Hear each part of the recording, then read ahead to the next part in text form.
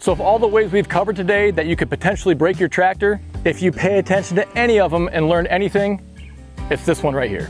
Hey, welcome back everybody. You know, a year and a half ago we did a video, 10 ways you can break your tractor. We're back with 10 more ways to break your tractor or your skid steer or maybe your gator, inspired by my own misadventures. And speaking of breaking your tractor, we did a video recently about wheel spacers and putting additional stress on your axle. I favor operator safety over machine safety. It seems most other folks do as well. I didn't have a single example come up in the comment section about anybody breaking their axle with wheel spacers. So if you need to add stability to your tractor, I'd encourage you to check out Bora. We are sponsored by them, but they make a very good wheel spacer made in America. There's a link down below. Hey, and we don't know if you enjoyed the video unless you give us a thumbs up, so be sure to do so and leave a comment down below, join the conversation. You want to see more videos? Hit that subscribe button, and if you want something for your tractor, maybe something for the loader, something for the 3-point, we can help and we ship all over the country. Check out goodworkstractors.com. I think the saying goes, more equipment, more problems. Or at least that's what it should be, because got the skid steer going on, the gator, the tractor, my other tractor that's still in the shop, and it just seems like no matter what piece of equipment I have, there's a problem. So to maybe vent a little frustration, to maybe feel like I'm not alone, and maybe to help you prevent some of these problems from happening to you, I want to give you 10 more ways to break your tractor. Now, when I say tractors, I actually mean equipment in this video, because we're going to bring in the skid steer and the gator and tell you all the ways things have gone wrong. Okay, so first one happened on my skid steer.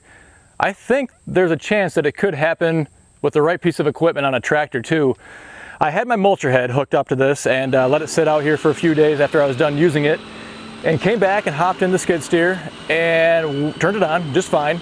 Went to raise the loader up and nothing happened. I mean, it was just like burr, burr, burr, burr, just wasn't moving. Checking different things, checked some fluid levels, realized the hydraulic oil is way low, like way low. I'm like, what the heck happened? I'm looking underneath all around the skid steer. There's no pools of oil anywhere. I mean, everything is bone dry underneath there. So long story short, I disconnect the mulcher head right there, go get a bunch of hydraulic oil, fill it back up on the skid steer.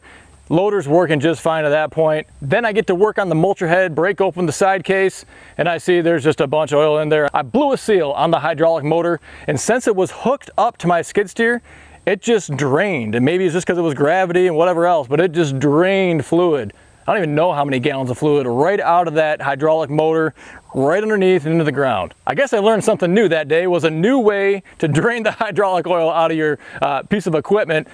Probably wouldn't happen very often. You know, you got to have a hydraulic motor in that case and leave it connected. But that was the last thing I had expected to happen, and it turns out my day was done with that mulcher head before it even got started. Well, as of yet, this hasn't done anything more than provide cosmetic damage, and fortunately I haven't done it myself, but I have bared witness to it actually happening, as well as having to repair the damage that was incurred by others. I'm talking about repairing the damage when you are reinstalling a front end loader or maybe a backhoe. I can think of 3 specific examples. A long time ago, a guy wanted me to buy his 1025 from him, and it was pretty clear that he didn't have a lot of experience putting that loader back on. Unfortunately, I trusted his abilities to get his loader reinstalled on his tractor and sat there and watched him put some big old gouges in the side of these panels. I had a Kubota B series come in last fall that had some significant damage. You could tell it was from the loader getting reinstalled, because there were just scrapes and everything up and down both sides of the hood cowling. They damaged the front surround, the lights. It was just a lot of, I don't want to sell equipment that looks like junk, so I had everything fixed up to look the way that it should, but even some bracketry for the parking stand was bent up. And we even have a BX23S right now that on both fenders you can see damage is kind of bent out and all wonky, all from the backhoe trying to be reconnected or maybe taken off. So you really want to take your time. These processes, the quick attach on Kubota, on John Deere, they all work very well, but when you are new to the process, it's not going to do you any good to rush through it. So I've made some videos for the John Deeres. There's some other good videos out there for the Kubota, and probably others for similar brands as well, but check those out. Take your time. The last thing you want to do is live with some goofy cosmetic damage just because you were kind of rushing through it those first few times. As hot as it is, I want to think about being cold right now. That would feel good. Although when this next one occurred, I did not appreciate it being cold. So some of you probably saw we had the gator down by the lake, and it was middle of winter trying to help out a friend get unstuck, which we did successfully, and then we managed to get stuck way worse ourselves in the gator. It was a whole debacle. There was no way around that, and ended up freezing down in the mud. The tires, everything was frozen solid. It didn't help because we ended up breaking our front axle and tearing up the CV joints and just all around just making a mess. It was way worse than it had to be. I don't know what we could have done differently. In hindsight, just don't bring the gator down there. It was just one of those things, you know, we had a winch, we had snatch blocks, nothing made a difference. It was bad. It was swampy right on the shore in the wintertime, and anyway, that was 3 days I don't want to go through ever again. So that poor gator, well, this poor gator had no chance of going back up the hill that we went down to begin with. We wanted to make it around the shoreline, around a flatter piece of ground. We walked it, had no problems, but as soon as we drove on it, we sunk down. There were some things I think that we just wouldn't have known doing it over again, but I can tell you this, well, the gator's still for sale all these months later. Any takers? So as far as lessons learned go with this one, I can think of several. Don't take your gator down a hill and think it's gonna go right back up. Don't use your gator in the wintertime or really off of paved surfaces. I mean, if you're gonna do that, make sure it's nice and dry in the summertime and pretty flat like what you have out here. And it's really just a show pony. Okay, let's flip the script going from the dead of winter to the dead of summer. We had some major problems with a couple pieces of equipment recently. The first one, mowing with the 4720 and the Batwing mower, some serious overheating going on. So the needle was slowly creeping up, but it was in the green. I turned it off to take a break, clean off the grill. There wasn't much on the grill. Anyway, a couple minutes later, I turned it back on. All the signals, they're blaring at me basically. It's overheated. Red stoplight, high temp on the dash, needles buried in the red. That's a problem. Well, it turns out that tractor actually had some issues with the water pump, maybe the thermostat, and just the whole coolant system that we're still dealing with. Some comments down below in that video though helped save the day the next time it happened on the 1025R. We've been doing a lot of tilling for the driveway prep. It was really hot out again, taxing the system with that PTO going the whole time. I saw that needle creeping up, but we were almost done. Didn't quite make it. So that tractor had a protective system in place. When that needle reached the red, when I just wasn't watching it, it killed the rear PTO. I dropped it down to idle instead of turning it off. That allowed the system to keep cycling fluid and dissipate the heat. And I pulled out my phone and watched it kind of recover. In about a minute and a half, minute and 45 seconds, that needle went from in the red down to the green and recovered. We were able to finish up and get on our way. So it may seem counterintuitive, but turning off your tractor in that kind of situation is bad. Leaving it on at a low idle is going to allow that fluid to still circulate, and instead of, if it's off, it's just a heat sink and it's just sitting there kind of just building up heat. If you leave it on and let that engine and the coolant system just cycle and do its thing, it's going to burn that heat off and let you get back to work. So this next one, we inherited this problem. We didn't cause it, fortunately, but we did have to pay the price to fix it. On this BX23S that we had, we wanted to put some front wheel spacers on it. The front right hub was a bit mangled. So there was one lug that was missing, could not go back in because it was just too gummed up, the threads were. We broke off, you know, my mistake, I guess. I don't know what I could have done. Some guy said maybe heat it up with a torch before trying to get that lug bolt out. But we broke it off, sheared it off right in there. So we had to take it into the Kubota dealer, see if they could work their magic to get everything rethreaded, get that sheared off one out. They couldn't. We had to get a whole new hub for that front right side. Actually came out a lot cheaper than I thought, but I'm telling you, that was just a pain to deal with. And one thing I learned, a great tip in there, and something I typically don't do, but I was guilty of it in this video, is using an impact driver or a drill of some kind to start your threads. You don't want to do that. You want to start them by hand, let them get seated and set, and then you can finish them off with your impact or your drill. But you don't want to get those things stripped or cattywampus in there because you're going to cause a big headache down the road. It could mean you can't put your tire back on your tractor, and then what are you going to do? But that was the type of project, installing wheel spacers all around, that if things are going right and smooth, you can do it in an hour, maybe an hour and a half. It took us 3 weeks to get that tractor back after we dropped it off at Kubota. Hey, we're going to include one that actually I have nothing to do with, but I own the piece of equipment.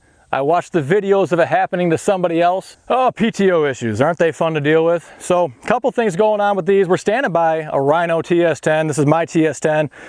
Tractor Time with Tim had a major snafu with his, and something to do with the instructions. You want to read those, you know, but we've all done it. I'm guilty of the same exact thing myself, but I think he didn't have a minimum clearance between the gearbox on the cutter and the gearbox on his 2038. It's one of those things you don't give a lot of thought to until it's too late. He was loading everything onto his trailer, and so the mower is relatively flat like this. Ramps going up on the trailer, and so when everything's flat, no problem. But as you start to pitch up, you're shortening that angle. So the PTO shaft is above that pivot point, and so that amount of length on the shaft is shortening. Do you see where I'm going with this? Well, at some point, your shaft cannot get any shorter. And so something had to give, and that was gonna be the guts, the backside of his tractor, which he didn't even realize right away. He went ahead and started mowing for a while on a project and everything was just fine. And then all of a sudden it wasn't. Now we had our own close call earlier. The guys, everybody makes a mistake, right? But they were putting on the tiller on my tractor for me. I just didn't have enough time, and the PTO shaft, boy, it was close. So you want to make sure when you're cutting a PTO shaft that you cut an equal amount from both ends of it. It's a two-piece shaft. You have one piece here, one piece there. So you cut off the same amount from both ends. And you want to do that at the shortest point, which is going to be perfectly level. So when the gearbox on the attachment is level with the gearbox and the rear PTO on your tractor. Well, for whatever reason, that just didn't work out, and we got it out here and found out the hard way when we tried to take it off that it was jammed just too far. The front end, the connection side on the PTO shaft was jammed just too far where we could not get it off of the PTO splines without the use of a pry bar back at the shop. Alrighty, so next one, your buckets. A lot of you John Deere owners in particular, myself included, we get a lot of tractors in that have, in particular, a bent top rail. So in my opinion, this is all about having a little bit too thin a steel on the standard duty bucket for the John Deere loaders. You know, this top rail gets destroyed, gets mangled, easy to bend, it's thin steel. You can get a heavy duty bucket that is way better. But this version here, you can see why I have these bucket brackets on here. You can get those from JU Fabworks. You order right from their website and you save 5% with code GWT. But that's gonna help protect and reinforce the top edge of those John Deere buckets. And it's also gonna give you more versatility. I think it's a cheapskate move by John Deere. Kubota doesn't really have much of that issue. If you haven't ordered your tractor yet, then maybe you consider getting one of those heavy duty John Deere buckets.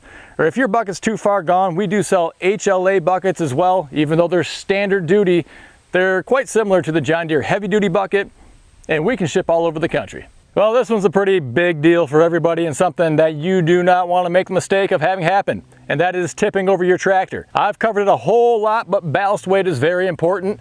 You need something on the back side of your tractor if you're going to use your front end loader. The tractor itself is just not heavy enough these days in order to properly offset that weight when you have a big old scoop full of dirt. I've done videos all about the topic, but you do not want to tip over your tractor. Not only are you going to break your tractor, you're going to break yourself. And I know it's frustrating to think about spending money when you can't really do any work with that money that you're spending, but it's gonna make you do work more safely and more efficiently.